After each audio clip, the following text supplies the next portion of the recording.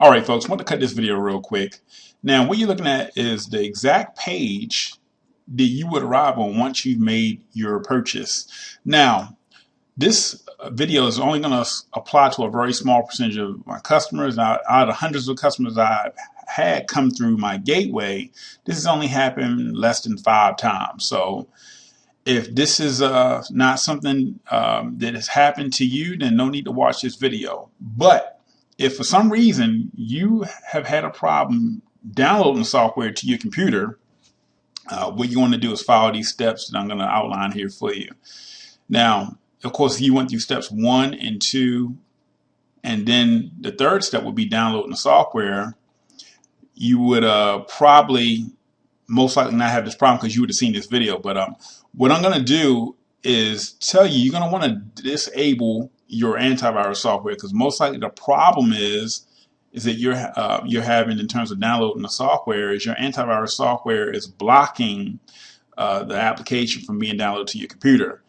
And this usually happens with Norton 360 or McAfee, the more popular versions. And what is triggered is a false positive, because this software that's going to be downloaded to your computer is pretty much unknown to the antivirus software. So that's the reason why, in most cases, 9 times out of 10, why you're having a problem downloading the software to your computer. So what I would do, and I'm just going to show you my antivirus software. I actually use one that's called WebRoot.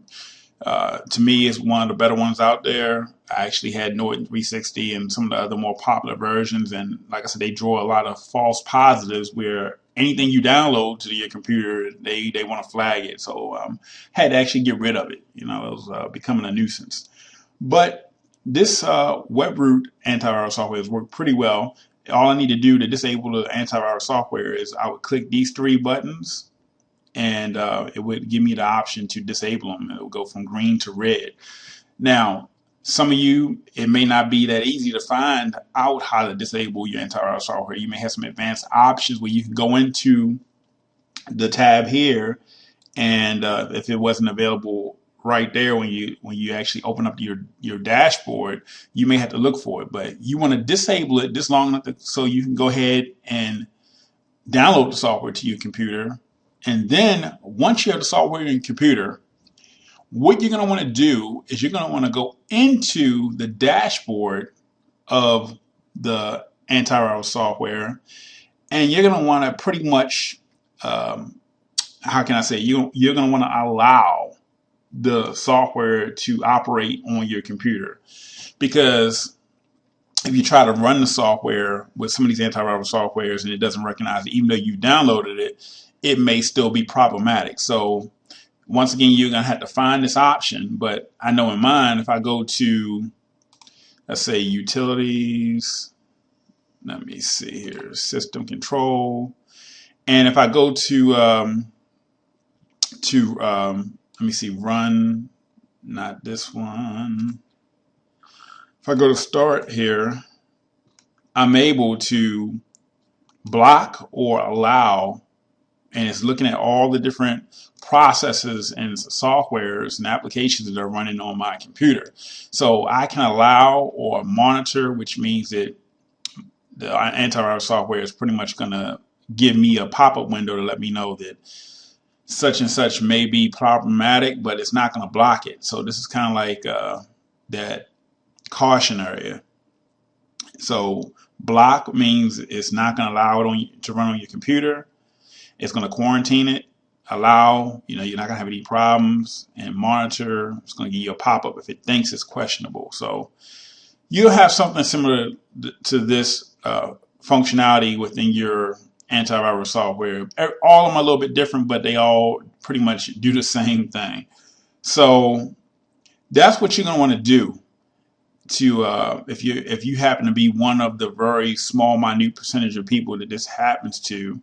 This is what you're going to want to do, and this is what I'm going to ask you if you contact me. So it's not complicated at all. It's pretty easy to find. You just have to search for it, and you should be good to go. But this is the common reason why, if you cannot download the software, why it's happening to you.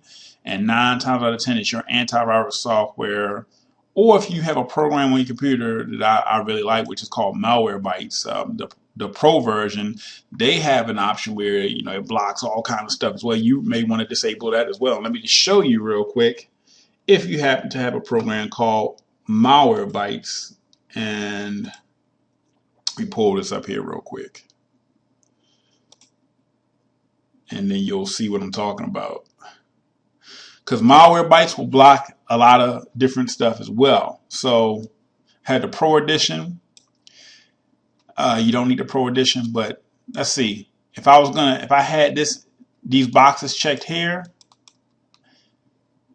it would block the software from being downloaded if you have Malwarebytes. If I had these two checked, and if I try to download the software, it's going to go ahead and block it. So me personally, I leave these two boxes unchecked. This is not an antivirus software, so I don't treat it like such. I just use and run this probably every other day or so. Make sure my computer's malware free, and I'm good to go. So anyway, folks, that's it for this video. If you have any questions above and beyond what I discovered, feel free to reach out to me, support@SeanWalters.com. But I've covered the basics here, and that should take care of most of you. So that's it for this video.